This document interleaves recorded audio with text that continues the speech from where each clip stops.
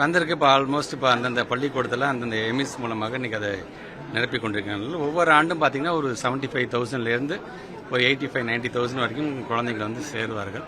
இப்போ வந்திருக்க நிதியை பார்த்தீங்கன்னா உங்களுக்கே தெரியும், 2021, 22, 23க்கான நிதியை தான் இப்போயே அவங்க கொடுத்துருக்குறாங்க.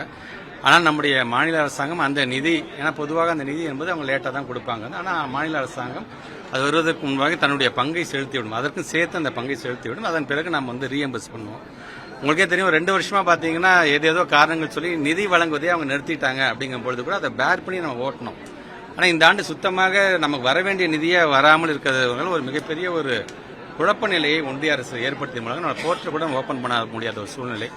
இப்பொழுது நாம் அது வந்து ரைட் ராயலாக நம்ம வந்து நம்முடைய மாண்புமை பொருந்திய நீதிமன்றத்துக்கு போயிருந்த பொழுது அது எப்படியும் தீர்ப்பு தங்களுக்கு சாதகமாக வராது என்பதை தெரிந்து கொண்டு உடனடியாக இன்னைக்கு அதுக்கான பணத்தை வந்து அவங்க வந்து விடுவிச்சிருக்கார்கள். இப்போ யாரெல்லாம் கடந்த கல்வியாண்டில் வந்து நம்முடைய பள்ளிக்கூடத்தில் சேர்த்திருக்காங்களோ அந்த கேட்டகரியில் வரக்கூடிய ஏற்கனவே ஒரு 5 to 6 கேட்டகரிஸில் பிள்ளைங்களை நம்ம சேர்ப்போம். ஒட்டுமொத்தமாக அவர்களை நம்ம வந்து அப்சர்வ் பண்ணிக்க வேண்டும். இந்த திட்டத்தின் மூலமாக அவங்ககிட்டேருந்து ஏதாச்சும் தனியார் பள்ளிகள் வந்து கட்டணம் பெற்றது என்று சொன்னால் உடனடியாக அந்த கட்டணத்தை நீங்கள் திருப்பி செலுத்திட வேண்டும். அதுக்கான கால அவகாசமாக இந்த 17ஆம் தேதி வரைக்கும் நாங்கள் வைத்திருக்கிறோம். நாங்கள் உள்ளபடியே அந்த அப்சர்வேஷன் நடக்கும். மீண்டும் நம்முடைய பத்திரிகை துறை, ஊடகத்துறை சார்ந்திருக்கின்ற நண்பர்கள் மூலமாக, ஏன் தமிழ் மக்களின் சார்பாக நான் கேட்டுக்கொள்வது ஒன்றிய அரசு இது போன்று கல்வி என்று வரும்போது அந்த நிதியை ஒதுக்கீடு செய்வதிலிருந்து இந்த கண்டிஷன்ஸ்லாம் போட்டு தயவுசெய்து பிள்ளைகளோட எதிர்காலத்தில் நீங்கள் விளையாடக்கூடாது என்பதுதான் என் கோரிக்கை.